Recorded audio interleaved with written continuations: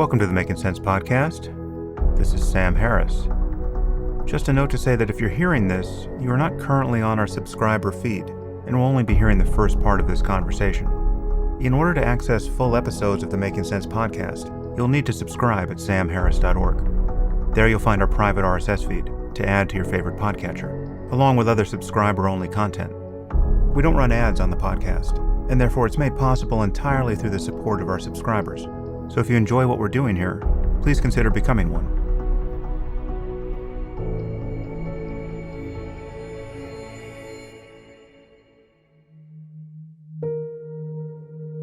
Welcome to the Essential Sam Harris. This is Making Sense of Meditation and Eastern Spirituality. The goal of this series is to organize, compile, and juxtapose conversations hosted by Sam Harris into specific areas of interest. This is an ongoing effort to construct a coherent overview of Sam's perspectives and arguments, the various explorations and approaches to the topic, the relevant agreements and disagreements, and the pushbacks and evolving thoughts which his guests have advanced. The purpose of these compilations is not to provide a complete picture of any issue, but to entice you to go deeper into these subjects. Along the way, we'll point you to the full episodes with each featured guest. And at the conclusion, we'll offer some reading, listening, and watching suggestions, which range from fun and light to densely academic. One note to keep in mind for this series: Sam has long argued for a unity of knowledge where the barriers between fields of study are viewed as largely unhelpful artifacts of unnecessarily partitioned thought. The pursuit of wisdom and reason in one area of study naturally bleeds into and greatly affects others. You'll hear plenty of crossover into other topics as these dives into the archives unfold. And your thinking about a particular topic may shift as you realize its contingent relationships with others. In this topic, you'll hear the natural overlap with theories of identity and the self, consciousness, belief and unbelief, and death. So, get ready. Let's make sense of meditation and Eastern spirituality. The topic of this compilation is arguably the one that is closest to Sam's heart, so it's only fitting that it serves as the conclusion to this series. There are at least 20 conversations in the Making Sense archive that could have been included here, and we'll be sure to point you to some of those in the final recommendations. Sam eventually launched a standalone platform completely dedicated to the practice of meditation and mindfulness, called Waking Up. It goes without saying that we encourage you to check that out if any of this piques your interest. This particular compilation will be curated towards the meditation novice, or even the meditation skeptic, though fresh perspectives and revisits to the fundamentals are always valuable, even for a well-practiced listener who is already convinced by the practice. In fact, in many ways, so much of the entire practice of meditation is all about returning to the basic, apparent, obvious, and discoverable truths which are always available to access. In all of the concepts we'll be discussing, one is constantly rediscovering the hidden surface of an obvious truth. But once that surface is felt, one can plunge to new depths of exploration as the practices and techniques become more habitual and familiar. The whole idea of meditation strikes some as intimidating and daunting, or even pretentious and pseudo-religious. Some of Sam's listeners who are initially attracted to his political and moral analysis and enjoy his sharp critiques of religious dogma can be a bit baffled by his interest in and promotion of this practice. Deep investigations of meditation force one to dance around vaguely spiritual concepts that often flirt with insights espoused within compromised religious traditions. And more recently, the public arena of meditation has become saturated with the confusing amount of hype and fluff about productivity and efficiency, goal-obsessed versions of mindfulness, all of which Sam goes to great lengths to distinguish himself from. What we hope you'll hear in this compilation is an easy, open, and sometimes humorous invitation. We hope to provide an admittedly overly simplified presentation of the concepts and techniques that Sam insists carry with them profound insights and opportunities to pay closer attention to the experience of experience itself. Sam's book, Waking Up, is his most relevant outline of an atheistic approach to the mystery of the mind and the secular foundations for a meditative practice. Our compilation on consciousness is the most natural companion to this episode. In that compilation, you'll hear Sam insist that the one thing that you certainly have is your mind. So why not get to know it? And better yet, why not learn some techniques to understand and train it?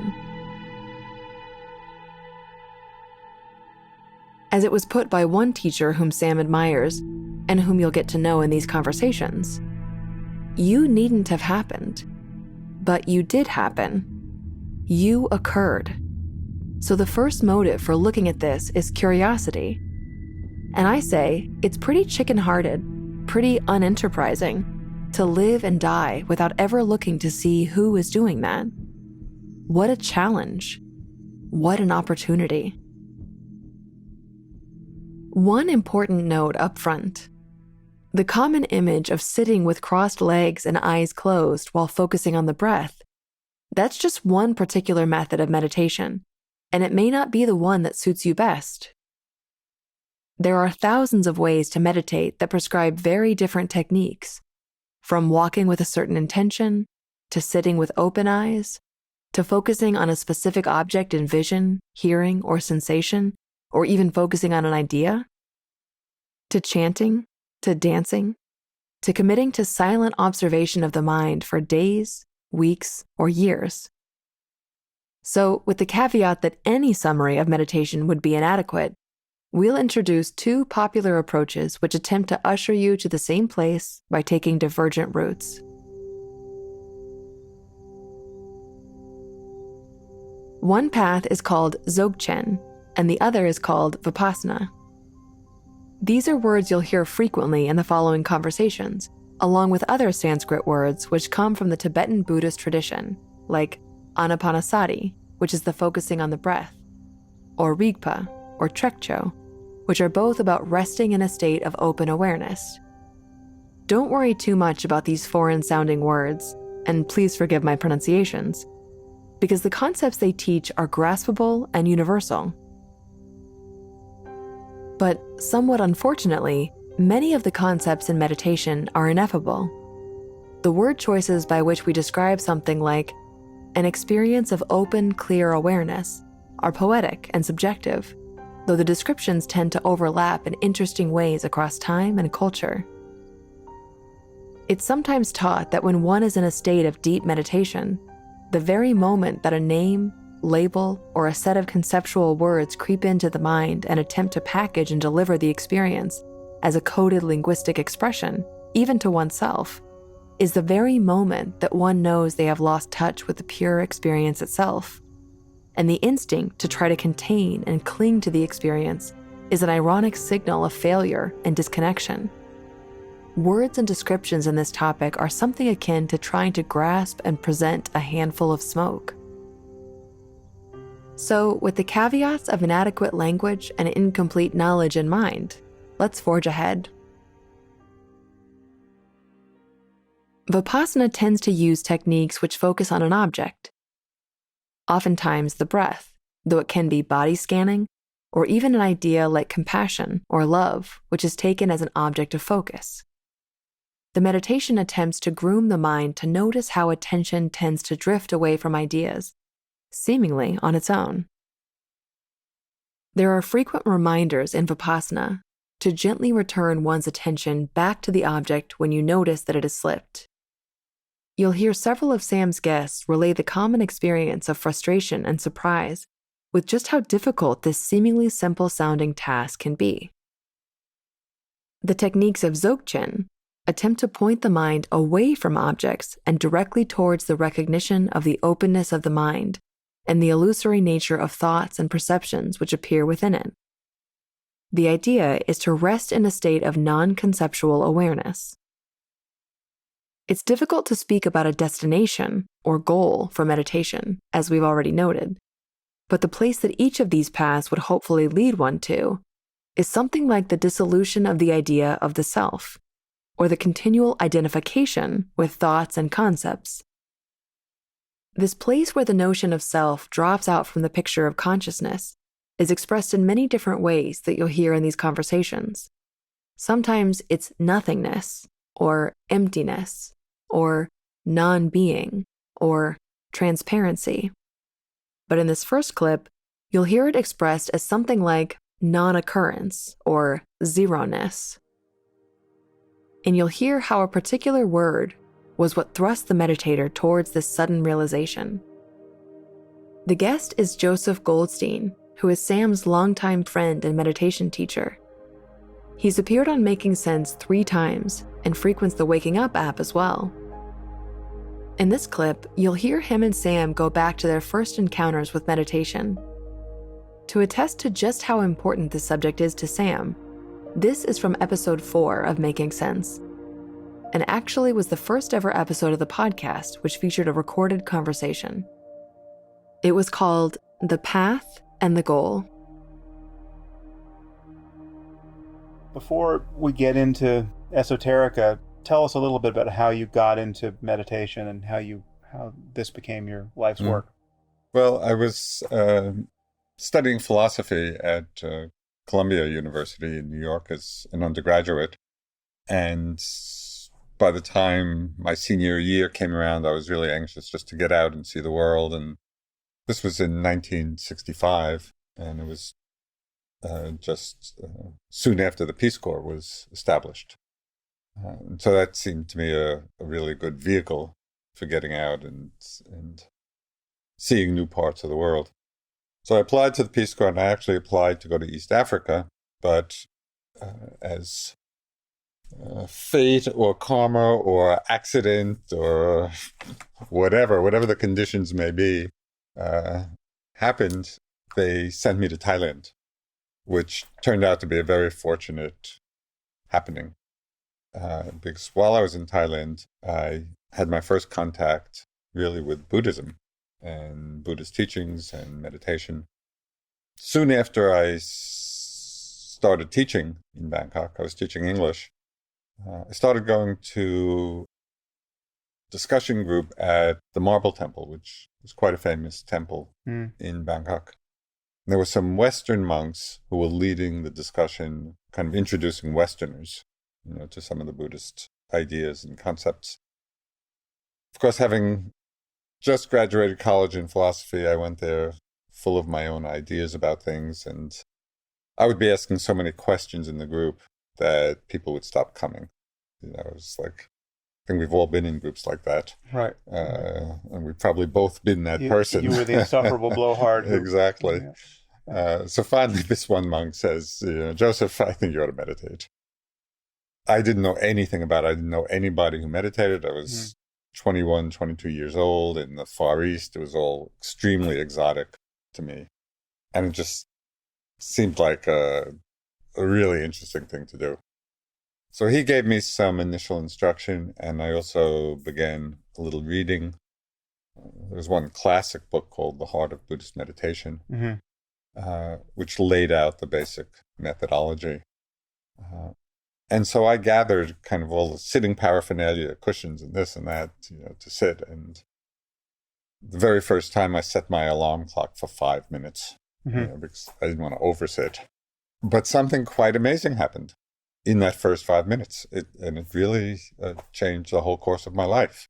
So the first time you sat, you actually connected with the practice and realized it was something worth looking into. Well, what I realized, it wasn't that I had any great enlightenment experience, but what I realized was that there was a way to look into the mind as well as looking out through it. And my whole life, I had just been looking out of my mind, rather than looking into it. So it was like a turning in place. Yeah. And that was so extraordinary to me. I got so excited I started inviting my friends over to watch me meditate. Right. Arguably the most narcissistic thing you could possibly do. It was, more charitably, it was naive.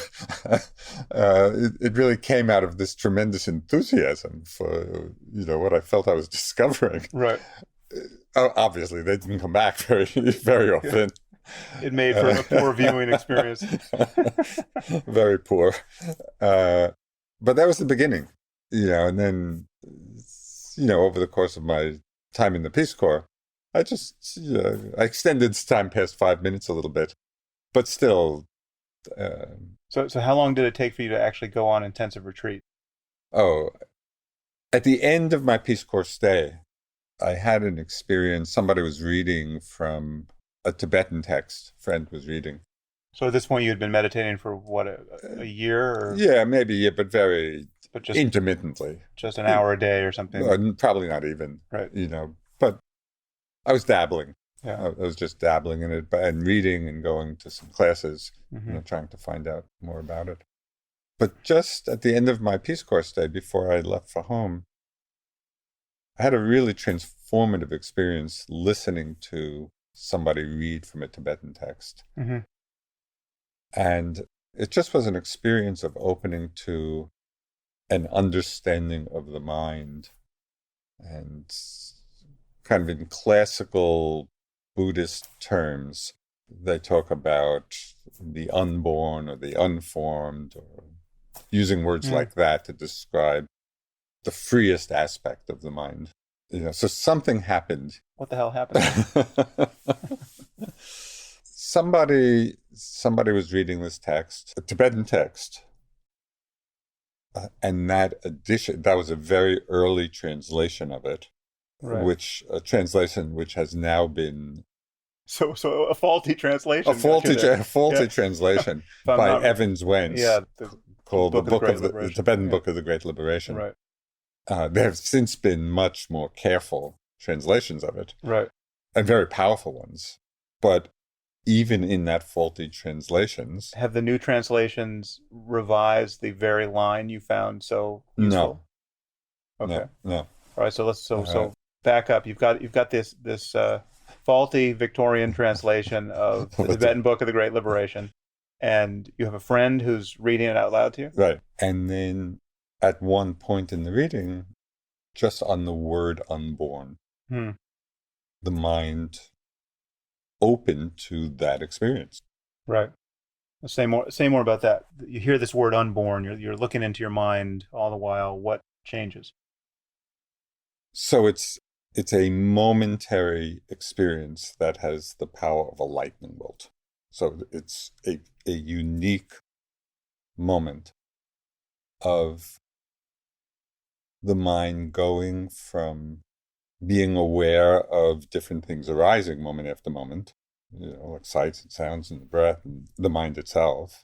And then upon hearing the word unborn, and it's very hard to describe, but it was, if you think literally of what that word means, unborn, it's the experience of non-occurrence.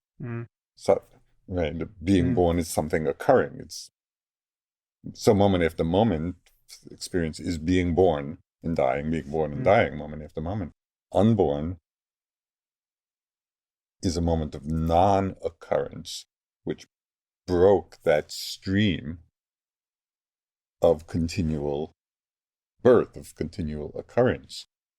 And the metaphor, or simile, one of those, right after that moment, I described it to myself as zero. It was the experience of zero. Right.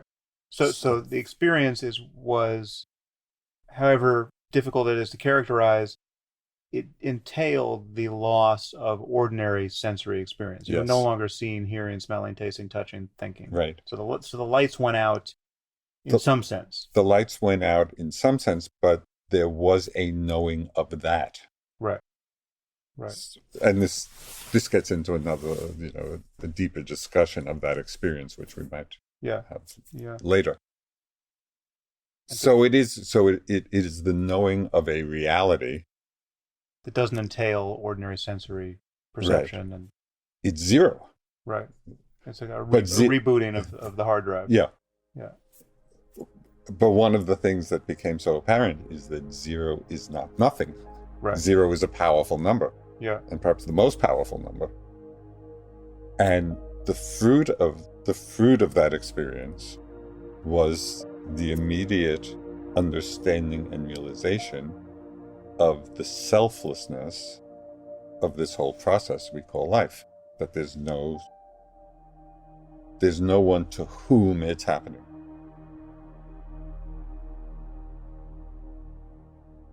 Goldstein's later appearances on Making Sense in episodes 15 and 63 get further into the minutiae of meditation and also respond to some audience questions, including some relevant ones on the moral, or immoral as it were, behavior of some meditation practitioners. Goldstein's Insight Meditation Society is also a great resource to investigate for those interested in attending a retreat. The passage which struck Goldstein so deeply from the Tibetan Book of the Great Liberation, which his friend was reading aloud, was this one. The self-originated clear light, eternally unborn, is a parentless babe of wisdom. Wondrous is this. Being non-created, it is natural wisdom. Wondrous is this. Not having known birth, it knows not death. That unborn feeling of zero, but not nothingness, is obviously a bit difficult to grasp or convey in words. But as we mentioned in the introduction, it's a concept which resurfaces constantly in discussions of meditation and mind. The next guest is going to take another run at that idea, but through a remarkably simple set of experiments, which he will invite you to participate in. If you recall Goldstein's final line, that there is no one to whom life is happening, that is an expression of the selflessness of consciousness, and we're going to try to stay there, but with a slightly different emphasis. Our next guest would like you to take a look at yourself.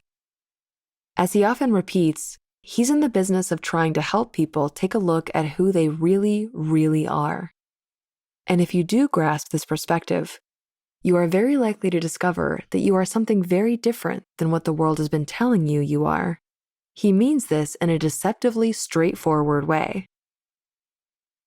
Richard Lang is our guest, but he's coming to us as a devoted student of Douglas Harding, whom he studied extensively with and has also written a biography about. Lang has continued to spread Harding's teachings and messages, making them more accessible to a wider audience. In this clip, he'll tell you a little about Harding's life and give you a tour of his central insight, which is profound in its obviousness. And that is this one. You have no head. Now, don't be too alarmed. If you go check in a mirror, you'll most likely see a head there. And we're quite sure that if you ask the people around you to confirm that you have a head, they'll do so, probably after giving you a pretty perplexed look. But what Harding and now Lang will ask you to do is try to take real account of the fact that your head actually does not exist in your universe. You will never see it directly, and you are forced to take everyone's word, or the information of a mirror, as evidence of its existence. There is an artistic sketch referenced in this clip drawn by the Austrian physicist and philosopher Ernst Mach, which provided the aha moment for Harding's headless insight. We'll describe the sketch now, given the audible medium of this podcast. The sketch shows Mach's first-person point of view with his right eye closed while reclining on his chair in his office. His dark mustache frames the bottom of the sketch. The right side is the ridge of his nose, and the top is his brow bone. His torso and legs extend away from this point of view while a pen rests in his right hand. The walls and window of his office appear beyond his shoes. If you take a moment and consider where you are right now, and you close one eye and you attempt to draw exactly what you see. You will not be drawing your head. If you recall Goldstein's line about looking inward rather than outward for the first time in his life during his fateful 5-minute meditation, this next method of introspection is very nearly an exact flipping of that sentence, to pay close attention and wonder exactly what we are looking outward from. If this strikes you as silly or mundane, don't worry. Sam will do you a favor and play skeptic after Richard Lang attempts to give you a tour of what came to be known as the headless way. This is Richard Lang from episode 181, The Illusory Self.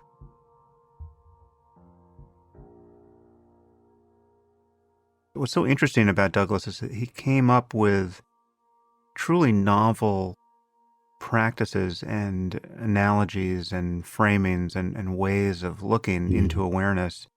It's his own methodology, which really is very effective for so many people. But before we get there, let's just talk about Douglas, the man, for a moment. You've published essentially a graphic biography, The Man with No Head. So maybe you can just give us a brief tour of Douglas's spiritual biography. Yes. Well, he grew up in a exclusive Plymouth Brethren, which was a very strict Christian group. And his father was very keen, very dedicated. It was a very small group in the east of England. And they used to, have prayers twice a day and 4 times on Sundays and God knows what. But at 21, he left. And his reason for leaving was that, well, you might be right, but I am not going to accept that you're right just because you say you are. I want to find out for myself. And it hurt his father. His father cut off from him. And anyway, Douglas went his own way, but he had been profoundly affected by his father. During the First World War, the Germans bombed the town where they were. It was a seaside town. And his father refused to go into the cinema to seek shelter, but got the whole family on their knees praying while the bombs came over or the shells came over. And he said, I'm going to put my faith in God. Well, Douglas rejected the sort of kind of, the peripherals of the religion, but he was affected by this deep faith somehow, and this sense of the importance of meaning, something like that. Anyway, at 21 he left, and then he started inquiring. He was training and then working as an architect in London. And he started inquiring into what he was. And I think he often used to say, the basic thing that amazes me is that I am. Just how amazing just to be. I might not be. And while I am, I'd like to find out who I am, what I am.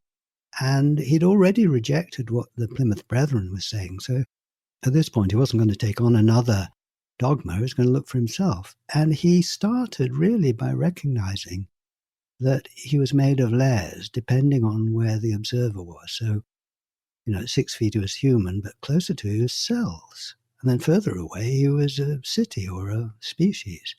And this sort of enabled him to sort of cross the boundary between his skin and the rest of the world.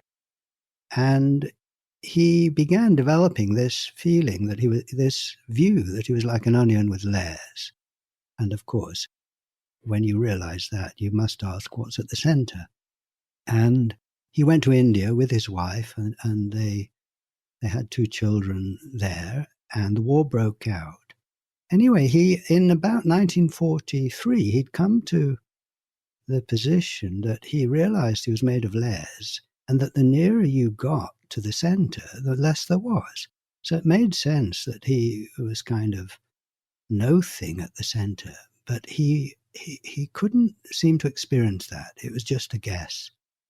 And then he was reading a book where there was an article or a section by Ernst Mach, physicist.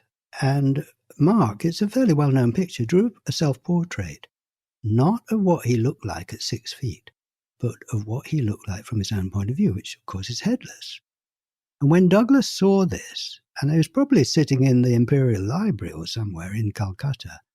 He suddenly thought, that's it. And it was not a big wow, he used to say. It was just like a cool recognition. Ah, that's what I am at zero.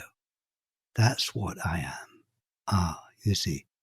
Okay, so let's jump into the experience and do our best to introduce people to it.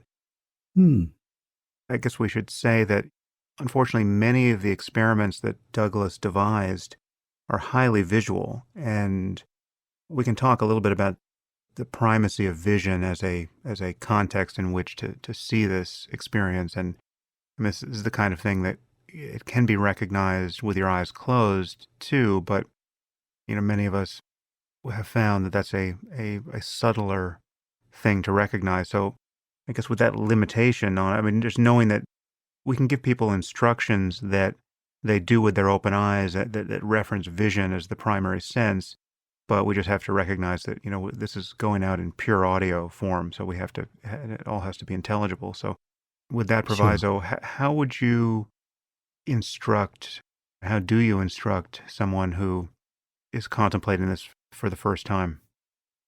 Yes. Well, I could just take you and them or whatever Yeah, through just a please. little process that includes closed eyes Mm-hmm. and, being aware that we're just audio here. Okay. Well, as you say, a lot of the experiments are visual, and you can just notice you can't see your face now. But a very simple, direct thing to do, which I think is worth doing, is to actually point. So if the listener is willing to play a bit, I would ask you just to get your index finger of your right hand or something and point out. So you actually got to do it because it's just making clear the arrow of attention is out. So you might be pointing at the table or a vase or a window, and you're looking along your finger and there's a thing. Now what I want you to do is just turn your finger 180 degrees around to point back at the place you're looking out of. And notice what you see there or what you don't see. Because I don't see anything right now. I don't see my face, don't see my eyes, don't see any shape or movement or anything. So I'm pointing, I would say I'm pointing at my no face, at this space here, this stillness, this silence even. And this outward and inward is a two-way pointing thing. So that's a kind of useful gesture to bear in mind. So just starting visually, I'd say, well, you can't see your face. I'd say the inward pointing arrow of attention is pointing at nothing, space. Now, this is a nonverbal experience, so I'm putting words on it. I'm absolutely convinced everyone is aware, can see this because you can't see your head. Instead, you see the world. But you may choose different words from me, so that we accept that. So I'd just like you first to notice several things about the view out from this space. That it's a sort of oval view, the field of view, and it fades out all the way around. So whatever you're looking at is most in focus. And then when you get to the edge, as it were, it fades out, and then you can see nothing around it. And I take that seriously. It's sort of hanging in nowhere. The view, there's nothing above it, nothing below it, nothing this side of it. It's just hanging in space. And it's single. So if you look at any two objects, you say, well, that one's bigger than that. You can compare the size. It's relative. I say now, look at the whole view. How big is it? And there isn't a second one to compare it with. So I can't say how big it is. And so the two things to notice here, well, two or three. One, it's single, the view out. I might hear about your view, but I don't experience it. In my own experience, like you say in the app, as a matter of experience, there's just one view. It fades out into nothing. It's not inside anything. I can't say how big it is. Now, close your eyes. See? Now, so you've got a kind of darkness, which, again, is in your app. As you say, it's kind of lit up. It's not just nothing. There's something there. Let's call it darkness. It's not uniform darkness. Now, how big is that darkness? Well, there isn't a second one to compare it with. It's single, so I can't say. And is it inside anything? Well, just like the visual view, no, I could say it's in space or awareness or consciousness. Now I move my attention to sounds, and I hear this voice coming and going, and other sounds. So if I use the same kind of words, the field of sound, like the field of vision, that's all the sounds. How big is it? Well, there isn't a second one to compare it with. And is it inside anything? No, or I say it's in silence. So these sounds are coming out of the silence, going back in. And I think you see here, developing the first-person language. I am the space in which the darkness is happening. I am the silence in which the sounds are happening. Now I move my attention to body sensations.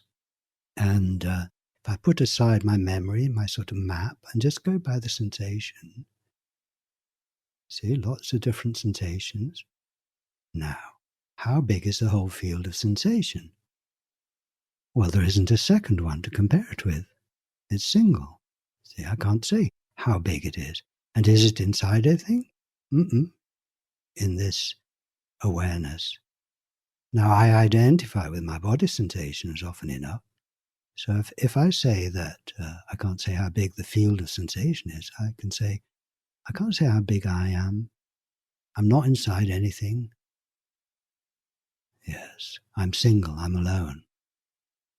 And then finally we can move our attention to thoughts and feelings. So think of a number, there's a thought, you see, and think of the face of a friend and the affection you feel, feelings, see, or anything, problem and anxiety that comes up, challenge you've got. Now, how big is this very complicated field of mind? Well, I don't experience a second one to compare it with. See? And where is it? Well, I think as the Zen people say, it's in no mind, or my thoughts, like my voice, are coming out of nowhere and disappearing again. And this is who I am, this open space, and this is who we all are, you see. So I don't know what you're thinking, Sam, or what you're feeling, but I'm convinced you're the same indivisible space containing your particular view, you see. So now when we open our eyes, well, what really changes? The space is full of colors and shapes, magic, but one is still this single space that contains everything. So that's pointing out the obvious. Yeah, well, that was a great tour. So let's start with the place we started with, the open-eyed considerations of pointing at one's own face and noticing that there's nothing to see. And I want to just try to channel the skepticism that some listeners may feel.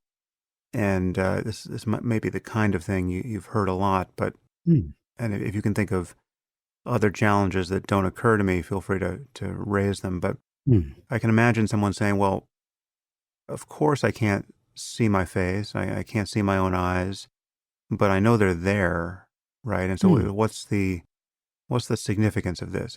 You seem to be suggesting that there's something profound about the eye not being able to see itself, but I know I have a head, I know I have a face, I know I have eyes in the middle of it. What's the point of this?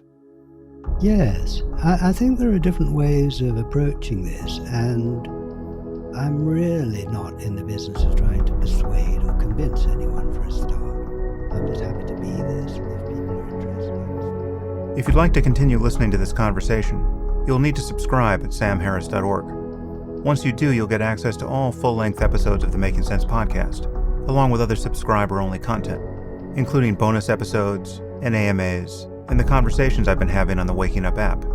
The Making Sense podcast is ad-free and relies entirely on listener support, and you can subscribe now at samharris.org.